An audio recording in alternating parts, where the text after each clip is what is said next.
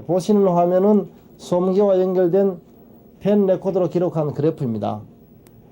좌측의 두 개의 그래프는 표준말을 사용했을 때의 그래프이고 우측의 두 개의 그래프는 사투리를 사용했을 때의 그래프입니다. 보시는 바와 같이 표준말을 사용했을 때는 기복이 심한 편이지만 사투리를 사용했을 경우에는 소음도가 높은 곳으로 집중이 되어 있는 것을 알 수가 있습니다. 이를 데시벨로 환산을 하면은 약 2.4데시벨의 차이가 있습니다. 2.4데시벨의 차이는 표준말을 사용하는 사람 약 20명과 사투리를 사용하는 사람 약 10명이 같은 톤으로 얘기했을 경우 거의 비슷한 목소리가 나온다는 것을 알 수가 있습니다. 대구 시내에서 가장 번화한 곳이자 대구 시민들이 가장 시끄럽다고 느끼는 동성로 거리입니다. 대구 시민들이 시끄럽다고 느끼게 하는 가장 큰 요인은 무엇인가? 이곳에는 공장도 지하철 공사장도 없기 때문에 다른 외적인 요인은 없습니다. 그렇다면 대구 시민들이 느끼는 가장 큰 시끄러움은 상가에서 흘러나오는 확성기 소리와 오가는 시민들의 말소리 때문일 것입니다. 20년 전에 충청도에서 대구에 정착하게 되었습니다.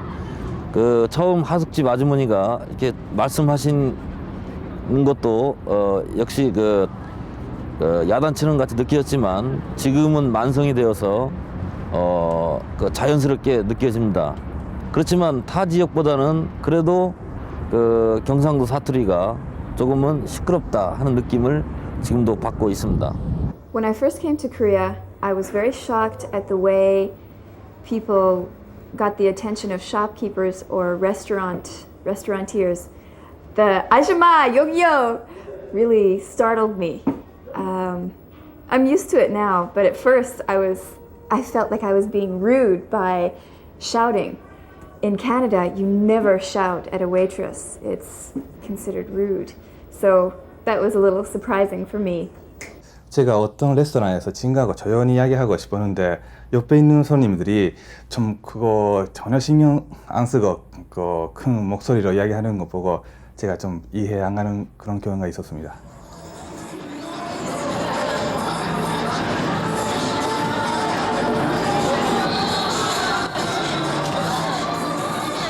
취재팀은 대구가 과연 얼마나 시끄러운가를 알아보기 위해 직접 소음 측정기를 들고 주요 장소의 소음을 측정해봤다.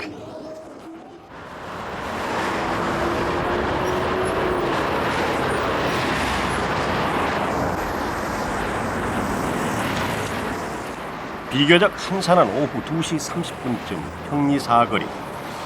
소음 측정 수치는 75데시벨에서 85데시벨 사이를 가리켰다.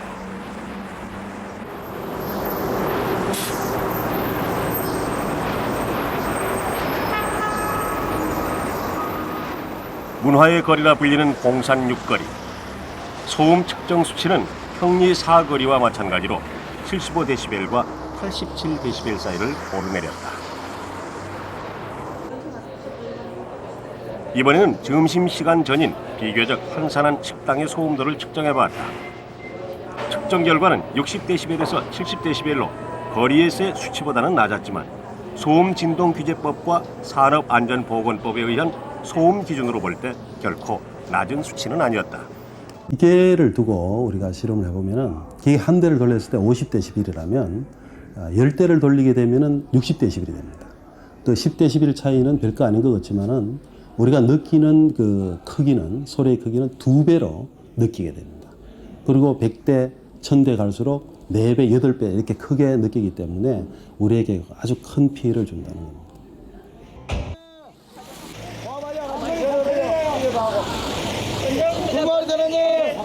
자, 오직 겨울난방 무직난방 차례자리에 통자름들께서 절반치 전문점의 오르프레 할인 매장에 절마시게 차리기. 여론조사 결과 한 가지 주목해야 할 것은 대구 시민 스스로 대구가 시끄럽다고 인정은 하고 있지만 체감 소음 수준은 실제 과학적 소음 수치보다 낮다는 것이다. 결국 대구 시민들이 그만큼 소음에 무뎌져 있다는 것을 말한다. 먼저 광주. 도시의 입지적인 조건으로나 지형적으로 대구와 가장 유사한 조건을 가진 도시다. 광주 시내에서 가장 번화가인 충장로 거리. 사람들이 오가는 발걸음은 분주했고 상가 또한 모두 영업을 하고 있었지만 측정기의 소음 수치는 70dB를 가리켰다.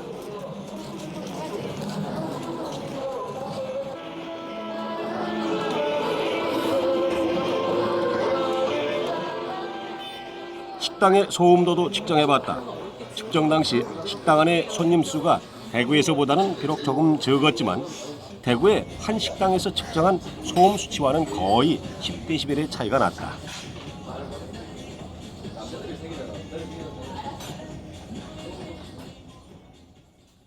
광주에 있는 친구도 시끄럽지만 또 경상도에 있는 대구 쪽에 있는 친구도 많으면 여전히 더 이쪽보다 더 시끄러운 것 같아요. 아는 언니가 있는데요. 그 언니랑 이야기하면 그 언니 성격 자체도 좀 빠르죠. 아니 그 기질이 그런가 봐요. 그쪽 기질이. 근데 말하는 거 보면은요. 여긴 좀 무뚝뚝하고 좀 조용하다고 그런 표현이 맞겠죠. 근데 그쪽은 빠르고 굉장히 흥겨워요. 말 자체가 무슨 리듬을 타는 것 같기도 하고 흥겹고 어떻게 보면 좀 시끄럽고 경박하다는 느낌도 들긴 하지만 재밌어요. 예. 이번에는 대전으로 가봤다. 은우정이 문화거리라고 불리는 대전의 은행통 상가거리. 사람들로 붐비기는 대구의 봉성로 거리와 별반 다를 게 없었다. 그러나 측정기의 소음도는 63dB에서 65dB 사이. 대구와는 약 10dB의 차이가 났다.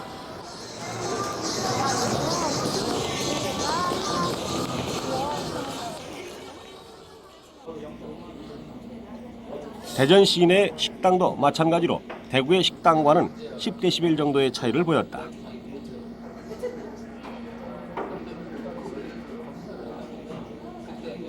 소음 측정기로 나타난 결과가 아니어도 대전이나 광주의 식당에서는 목청을 높여 이야기하는 사람을 만나기가 그리 쉽지 않았다. 휴가 때 이제 거기 들렸다가 길을 제대로 못 찾아가지고 친구들하고 술을 한잔 먹게 됐는데 술집에 갔는데 뭐 웨이터들 뭐 주문 받는 것도 그렇고 이제 주위에 술 드시는 분들도 그렇고 좀 시끄럽더라고요. 욕도 좀 과감하더라고요. 그쪽은. 그래서 좀 시끄러운 동네라 느끼죠.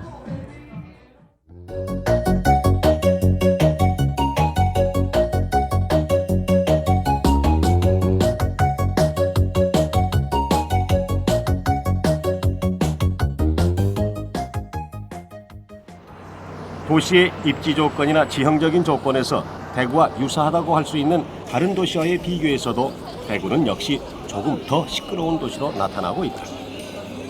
그럼 대구는 왜 유난히 시끄러운가? 그 근본적인 원인은 우선 대구라는 도시가 기본적으로 시끄럽다는 데 있다.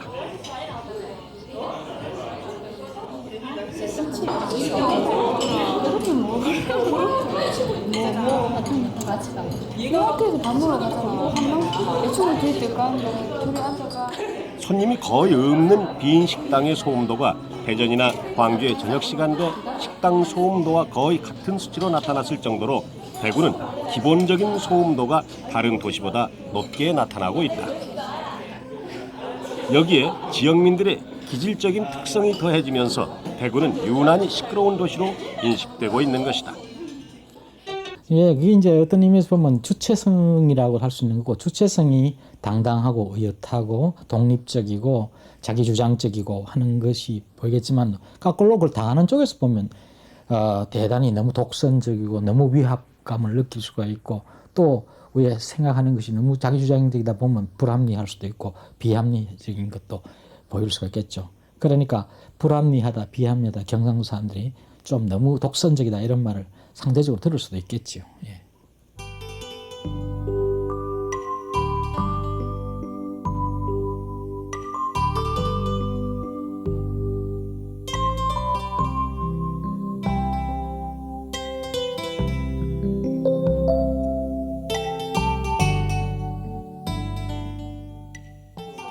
옛부터 경상도 사람들은 의리가 깊고 정이 많은 반면 표현하는 행동이나 목소리가 크다는 게 일반적인 인식이다.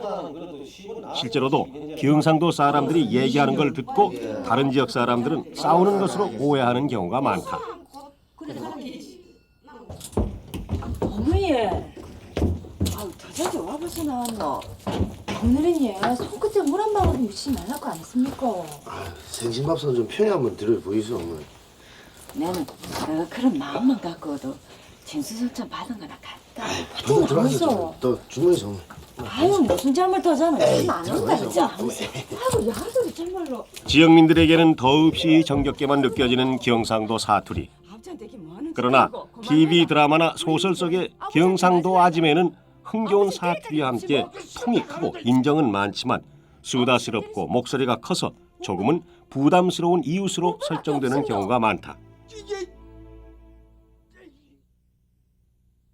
문학적인 거에도 보면은 항상 보면은 그런 식으로 훈련을 받아왔기 때문에 여자들도 누구인가 주장하기 위해서는 무엇인가 목소리를 높여야 되고 또 어떤 표정이나 또 뭐 어떤 딴 그런 여러 가지 장치를 사용하는 것보다는 말로서 그 사람한테 설득을 해야 되니까 말이 그만큼 많아지고요. 그다음에 말이 많아지다 보니까 감정이 뜨게 되죠. 팔도인의 성격을 표상하는 말들이 있습니다. 예를 들면 우리 경상도 사람을 태산교악이라 이렇게 말하고 전라도 사람들을 춘풍세류라, 경기도 사람을 경중민이라 이런 말을 하거든요.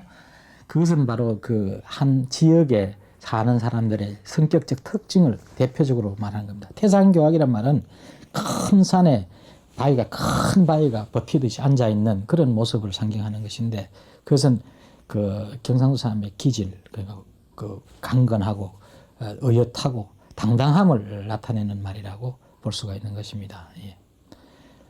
그런데 이런 그 말들이 어디서 왔겠냐를 추론해 보는 것 같으면 아마도 경상도 사람들이 신라시대 때 삼국을 통일하고 그 당당함 이런 것들이 있었고 역사에서 밟힌 역사보다는 지배하고 또 통치했던 역사가 있고 그러니까 당당할 수밖에 없겠죠. 토요일 오후라든가 일요일 오후에는 신혼부부들이 이용을 많이 하고 있습니다. 이 신혼부부들에게는 환송객들이 한 평균 20여 명씩 이렇게 따라 나오고 있습니다. 이러한 분들은 술이 어느 정도 취한 상태에서 이쪽에 와가지고 뭐 소란을 피운다든가 심지어는 대합실에서 담배를 피운다든가 뭐 신랑 신부들을 행가를 찐다든가 이러한 일이 많이 목격이 됩니다. 선진 외국공항의 어떤 그 외국공항 수준으로 가려면은 이러한 문화는 좀 바뀌어야 될 것으로 봅니다. 대구는 사방이 산으로 둘러싸인 분지로 옛부터 매우 보수적이며 폐쇄적이라고 인식되어 왔다. 그래서 학연이나 지연, 혈연에 의한 소집단끼리 모이는 이른바 계문화가 그 어느 지역보다 활발하다. 단체 손님들이 많이 찾으십니다. 개 모임, 동창회, 동기회, 아니면은 뭐 회사 회식 등 뭐 그런 여러 단체 손님들이 많이 찾으십니다. 그래 하루 평균 단체가 뭐 10팀 이상 내지는 15팀 뭐 그 정도. 저 같은 경우는 한 달에 한 5번 정도의 모임을 갖고 있습니다. 뭐 주로 동창회라든지 또 개모임, 친목을 도모하고 또 사회에 돌아가는 얘기라든지 또 유대감을 강화하기 위해서 뭐 한 5번 정도 모임을 갖고 있습니다. 친근한 사람들끼리 모인 장소에서는 너나 할 것 없이 심리적으로 긴장이 풀어지게 되고 격이 없는 대화로 이어질 수 있으나 옆자리에 대한 배려, 즉 목소리나 행동의 조심성은 그만큼 줄어들게 된다. 문제의 심각성은 이런 행동이 계속되면서 우리 모두가 본인 스스로의 높은 목청에 점차 무감각해진다는 데 있다.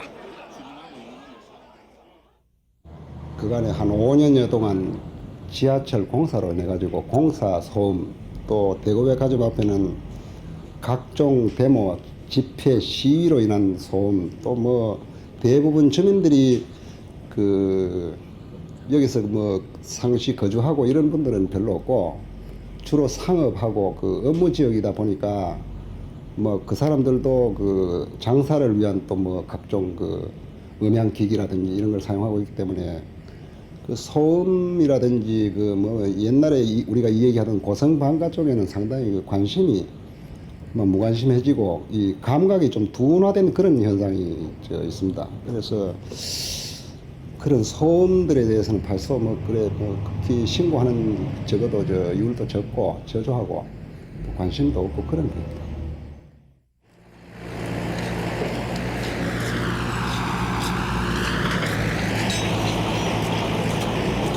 육 70년대 경제발전이라는 대명분 아래 건설 현장의 소리, 공장의 기계 돌아가는 소리 속에서 큰 소리를 얘기하는 것은 소음이 아니라 곧 국가의 재건을 알리는 힘찬 역동의 소리로 인식됐던 것도 사실이다. 산업 현장의 힘찬 구호는 확성기를 통해 멀리 퍼져나갔지만 사람들은 이 소리를 시끄럽다고 느끼면서도 초연히 받아들임으로써 자신도 산업화의 한 몫을 하고 있다고 위안을 삼았다. 산업화의 과정에서 소음이 발전의 소리로 미화되어 버린 것이다.